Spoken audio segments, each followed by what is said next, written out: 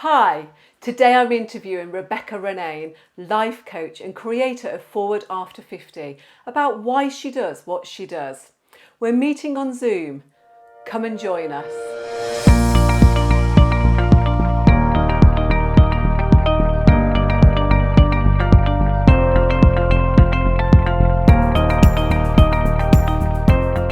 Okay.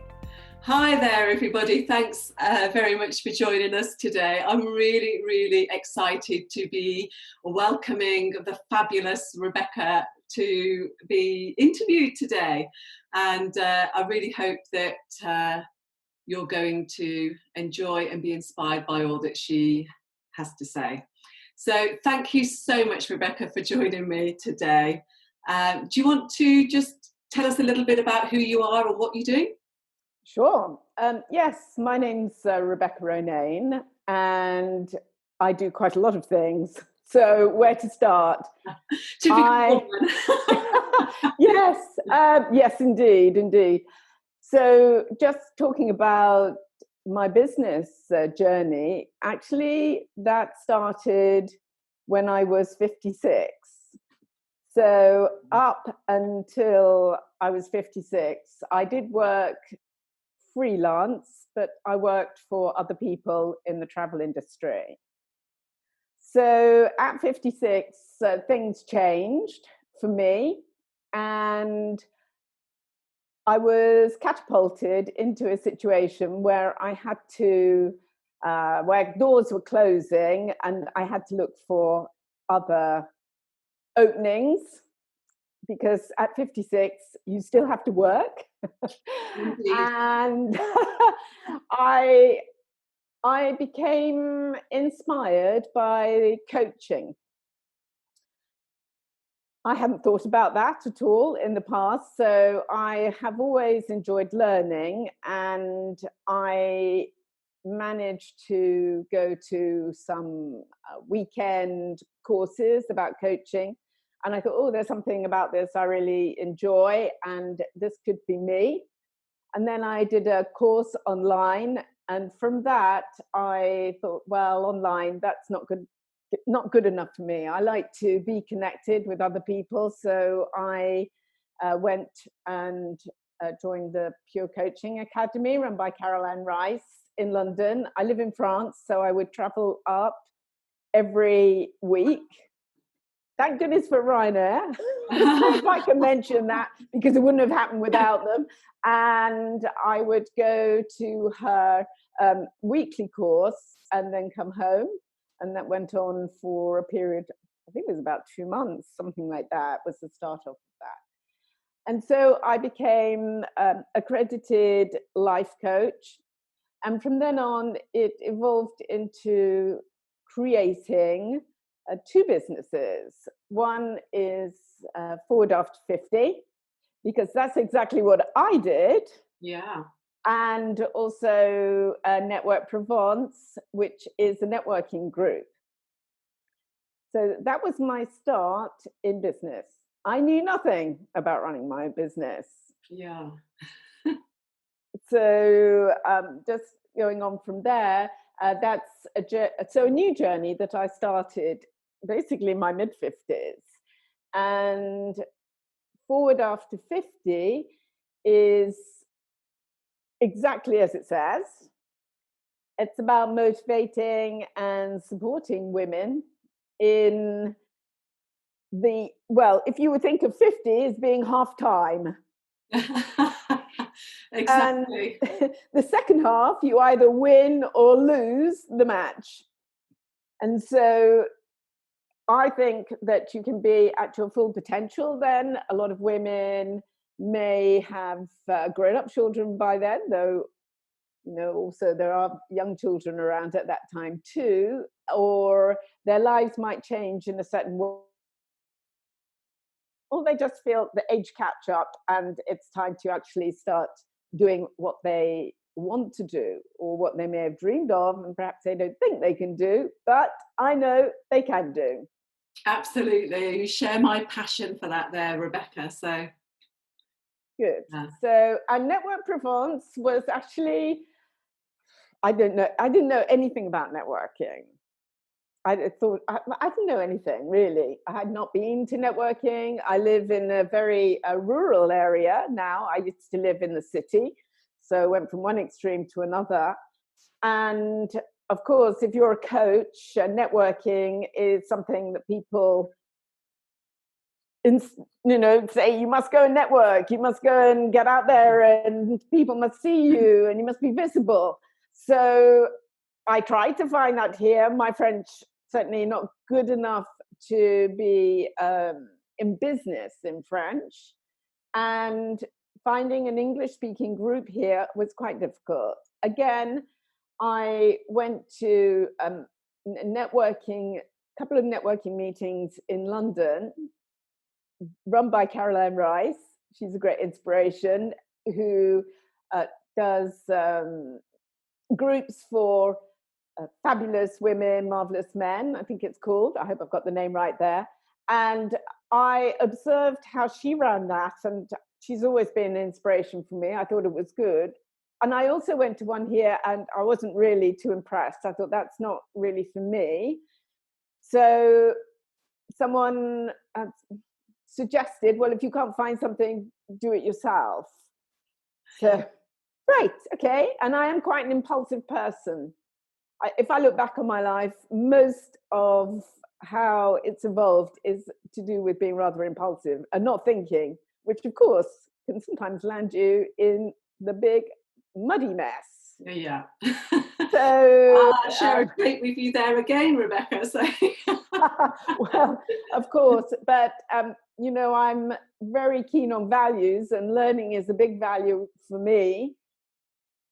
So the learning experience and the evolving part actually excites me quite a lot. So it's made me content to keep on learning, and I'm still learning about networking and about coaching and just about life in general. That never stops, of course. yeah, absolutely. So the networking, I I managed to have two lots of people, a theatre group and a blogging group, who were kind enough to promote my first networking meeting. Again, I didn't have no clue. So I was quite surprised when 29 people turned up. Wow. And I thought that what I was really interested in and passionate about is women promoting themselves. I don't think we do it enough. And certainly from my generation, that was just not in our education. 0. So I thought if I could do that or be a small contributor to that, this is what I would like to do. So one man persuaded me that he come to the meeting. So the first meeting was 28 women and one man, and we never had another male come to our meetings again. And I'm not being sexist in any way, but it does create a different dynamic. And it was thought afterwards that we would just stick to women only. And yeah, it is. But though I must say, Network Provence is nothing to do with Forward After 50, because it's about me and how I've evolved. But what it is about, it's non-ageist. So it's a group, because here in the Provence we have very multinational and multicultural groups of people. So it's multicultural, certainly non-racist, and one big thing about it is non-ageist. Our groups can typically be between 24 and 75. And I like that a lot. Yeah, gosh. It sounds incredible what you're doing. It's so inspiring, especially about the fact of, you starting all of this in your mid-50s. And, I talk to a lot of women, and they kind of like look at themselves as starting a business at 30 or 40 and think, have I missed the boat? Am I too old? So to do what you've done with such courage and conviction and passion is just incredible. And I'm sure that you've had loads and loads of challenges along the way, Rebecca. So tell us about some of the things that you've been hit with and how you've managed to overcome those.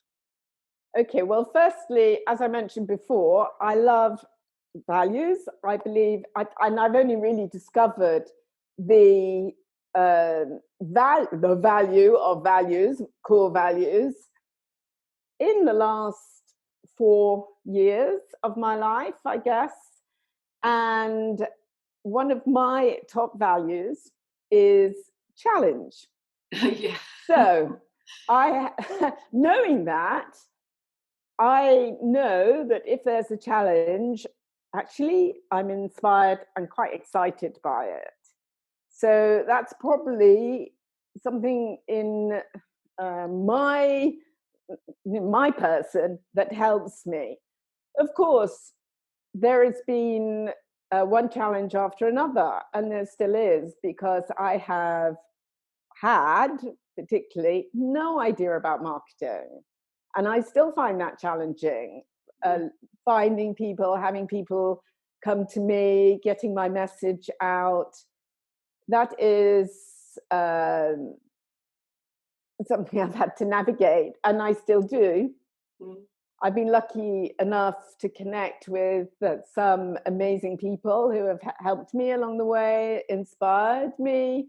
And again, I am not someone who is put off. I don't even think about age. You know, some people might say, "Oh, I'm too old to learn that," and all that. That's absolute rubbish. Believe me, if I can, and I was not academic in any way, not at all. So and I would like to say, because it's something I've been thinking about since you asked me to do this interview, that my education, I'm 64 now, my education at no point inspired women to be entrepreneurs in any way, not in my generation. So everything is completely new. And I do understand then women of my generation being a little bit like, oh, can I do that? But I think you can. You know, you have to want to. Yeah. That's the first thing. I think that's the most important thing, really, isn't it? At the end of the day, there is no such thing as can't. And it all just comes down to the fact of how much do you want something? How much do you want your life to change? How passionate are you about what you want to do? Clearly you were, Rebecca, and no doubt you inspire loads of other people to follow their dreams and kind of, you know, especially in the forward after 50, you know, the idea that you can recreate and carve out a life that suits you. And you know, I'm absolutely passionate about that. And I think, you know, the belief that women get to a certain stage in their life, they've worked so hard. And as you say, like, yeah, I'm sure when I was a child that there was no hint about the fact that we could ever go into business. You know, it never occurred to us that that would be an option, you know. So even kind of things that I love to do now, you know, hobbies and things, like you think like that was never an option when we were a child, and there is just so many more options available. But who's to say that we can't just start now, whatever our age is? Absolutely. I mean, you do have to have the desire. I Yeah. think that, or maybe a little bit like me, very naive. You know, ignorance can be bliss, and if challenge is one of your values, find out what your core values are first, and then it helps you to make decisions and to find your way. Yeah, I don't think anything should hold us back. And also, you know, aging is a privilege, and I think that's the last thing one should have on one's mind. You know, unfortunately, we live in you know, our societies are somewhat negative about aging. So, you know, you have that thrown at you everywhere. So it's not a surprise that women particularly, will feel, yeah, is there a place for me in this big world? You know, I loathe that expression anti-age, but you know, you just go into a department store in the makeup section and you're going to have that thrown at you, anti-age. I mean, imagine that it said, I don't know, anti something else, there would be an outcry. But yeah. Yeah, no, I want to pick up on what you say about your values of challenge, because in some ways it strikes me that actually the biggest challenge to somebody like you would be the fact that there isn't a challenge, you know, and like, how do you deal with that? Because I'm very similar, and I found it really, really difficult over this period of lockdown. You know, I've enjoyed so much about it, you know, in terms of like the freedom, getting into nature, enjoying what's on my doorstep, seeing the community come together in absolutely amazing ways.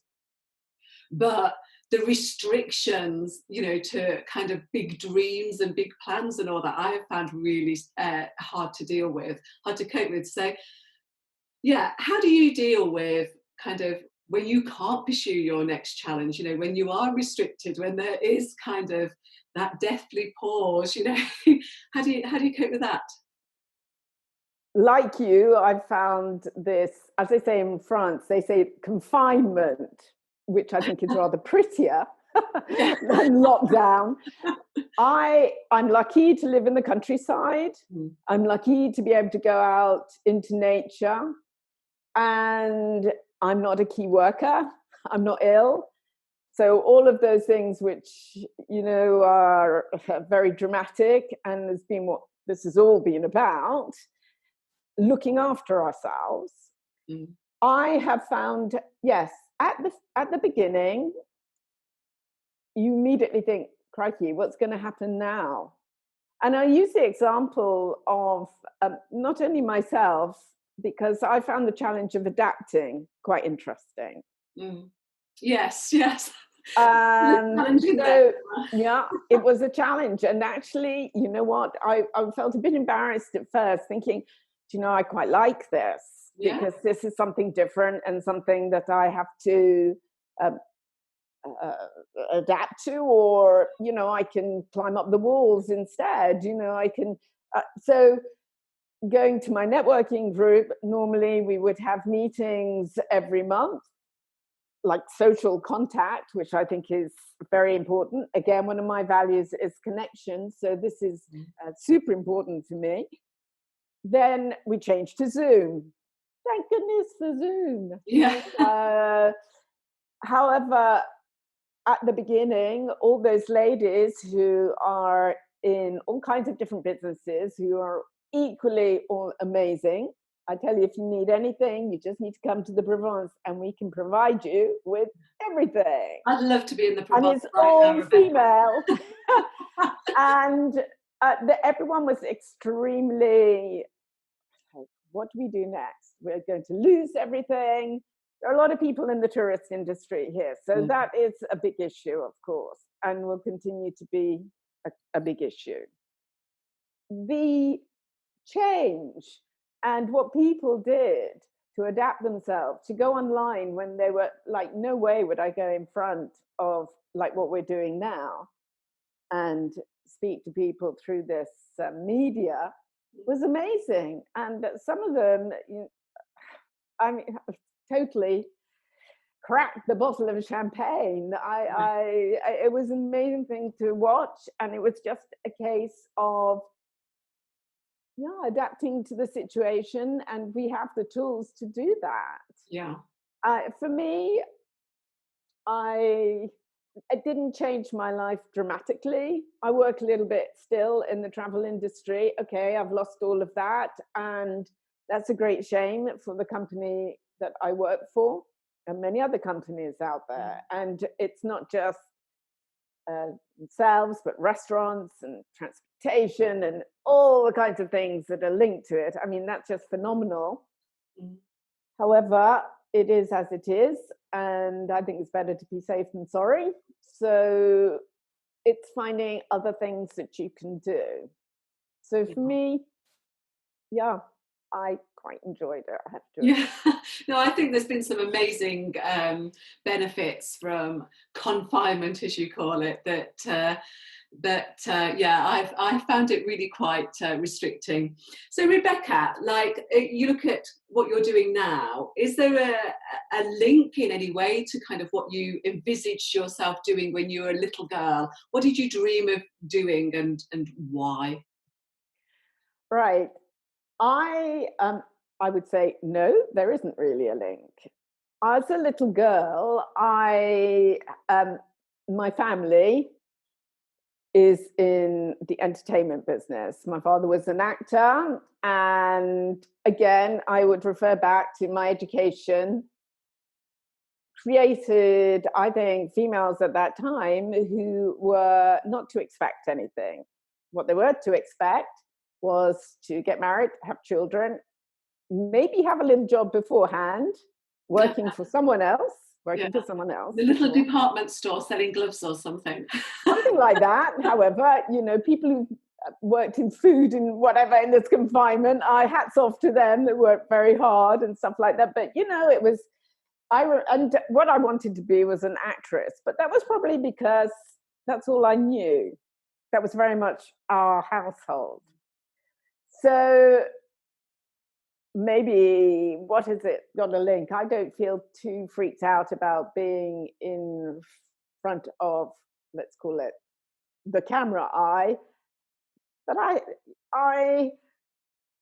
there was still, and then, as I think about that and think about where I am now, yes, I went into travel and I had to stand up in front of 50 people and talk to them, inspire them in their dream vacation and so forth.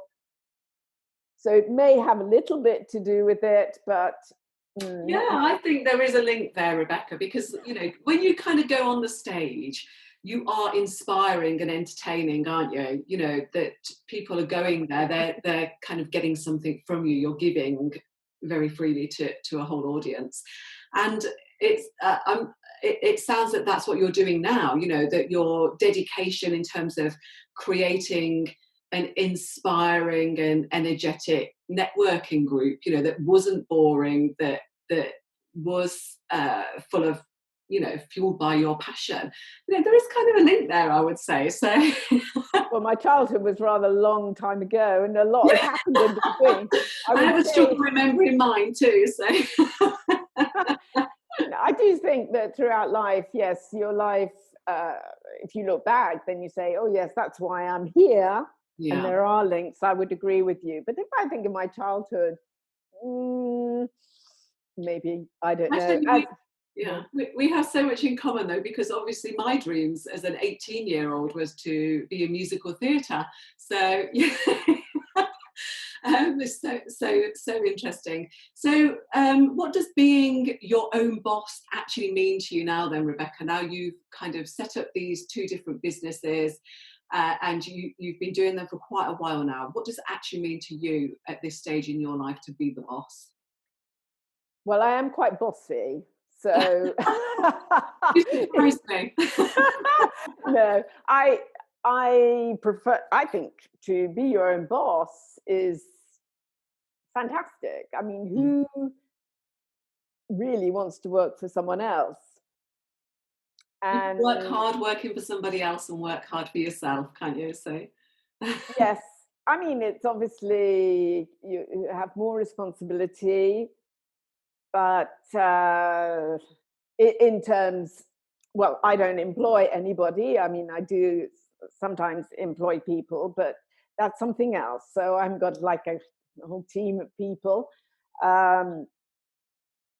So where I am at the moment, yes, I'm very happy. It's great, and I think if you want to do something, and now with this medium that we have with the computer and that, it's much easier. Sure. And we've all, probably a lot of people have learned that their jobs can be adapted to being at home. And yes, for a woman to be their own boss at home, they can sort of, and if it works, they can create their own flexible hours. If they have children or they have responsibilities elsewhere, they can work when they want to work. I mean, how amazing is that? Yeah, I totally agree. Obviously, that it's the most amazing thing to have your own business, and it's the only way really that you can carve out the type of life that you want. working for somebody else, you're always going to be restricted. And I know there's risks, so I think you have to have it in your personality that you can assess those risks and be prepared to take them, obviously. But what would be your advice to other people either thinking of going into business or even staying? Maybe the environment has made people think, oh, this is getting a bit uncomfortable, shall I look for a job? Be it that jobs are probably very hard to come by at the moment. So what would be your advice to somebody who's looking to be or stay in business? Well, I think first of all, you have to look upon it as not like a quick fix, like quick success. I don't think that's a good way to go into something. Of course, you want to be successful. You want something to work. I think anybody can. Yes, with the right personality. You've got to be in the personality of a bit of a risk taker, I would say. For sure. If you are and you're hesitating, don't hesitate. Just go for it and enjoy the journey. Of course, there are times when it's not going to work. That's like that's life. Life sometimes doesn't work. Sometimes we want to get to the end too quickly. I think it's much more interesting and more important to enjoy the journey getting to that success. I mean, there would be many, many times I would think, oh, you know what, I don't think this is working. We're bombarded with messages about success. So, you feel you have a lot to compare yourself to, looking at the television there, everyone's successful, it's da-da-da. From my perspective, I look at the journey there and I'm enjoying the journey. If you're not enjoying the journey, then try something else. You don't have to do one thing anymore. When I was brought up, it was all about doing one thing. And that's changed over the years. And I'm sure anyone now, I mean, I hope that still I might find other things I want to do. Absolutely. I mean, your career has been as diverse as anyone's, hasn't it? In terms of kind of thinking about being on the stage as a young girl to moving into the travel industry to now running your coaching business and your networking business. It's quite diverse changes. So, anything's possible for anybody if you've got a passion and a desire to work hard. And I think when your passion is behind anything, you just seem to be able to take that much more action over the yucky, horrible tasks than if you're doing something that you feel you have to, but you haven't really got that passion behind you. So what's next for you then, Rebecca? What other plans have you got for the businesses that you've got? Are you thinking about doing anything new? Well, I just started an online club. That's become my big passion, the Forward After 50 Inner Circle. It's a way of connecting with like-minded women. It also involves 2-hour coaching per month on confidence boosting topics. So I hope to spread the word about that. And it's very affordable. So it's something that I'd like to reach the world with. And it's online. You don't have to go anywhere. You don't have to travel, except and be comfortable in your own environment. And so where can you... sorry, carry on. I want to move ahead with that, and also to encourage people to discover their core values, because I think if you do, your life changes quite dramatically. You understand yourself with what you do, when you do it, who you hang out with. And that's actually, I think people should be doing that at school. Obviously they change, but if people could do that throughout their lives, I think it would make a massive difference. That's just so true, because so many times in our lives we come across conflict that we just can't understand. We don't understand why we don't get on with our bosses, or we don't get on with certain people. And I think as women as well, especially as young women, we tend to put our own values on the back burner and adopt other people's values just to be in with the people we want to be in, or in the workplace we want to be in. And then, you just get this build-up of pressure all the time, don't you, and conflict as it becomes clearer, and if you do happen to be lucky enough to understand and work with your values, you can quite often wake up and one day and think, that is it. That's why I felt this way for years, is because there is such a conflict. So I totally agree. I think there's so much that should be taught in schools outside of subjects that would really just help people so much live just a more satisfying and happy life. So Rebecca, where can people find out information about your Forward After 50 Inner Circle? Yes. So you can connect with me on Facebook, my Forward After 50 group. You can also find my website, which is rebeccaronane.com, or you can put Forward After 50. That is being a little bit tweaked at the moment. It's I've been playing around way too much in there with technical things, but that's your value again, isn't it? Constantly learning how to do things yourself, you see. Yes, meddling far too far, and anyway, that should be sorted soon, but it is live and running, and you can always message me through my public Forward After 50 group on Facebook. Fabulous. Well, I hope that I'm sure that everybody has been totally inspired by hearing your story and how you completely changed your life and what you do, and how successful your businesses are, and that you're constantly learning. It is just so inspiring. And so I post all your links as well with the video so people can follow up with you. But thank you so much, Rebecca, for joining me today. It's been a great pleasure to speak to you, and I wish you all the best with your Forward After 50 Inner Circle group, and I'm sure people will get a great deal of satisfaction and inspiration from you in there, and all the help that they need to kind of take on the next stage of their lives. Thank you, Carol. It's been a great pleasure. So that was my interview with Rebecca Ronane, life coach and creator of Forward After 50. A really interesting insight into why she does what she does. Join me next time for another interview with female entrepreneur Janine Shapiro, mindset alchemist and healer. See you then.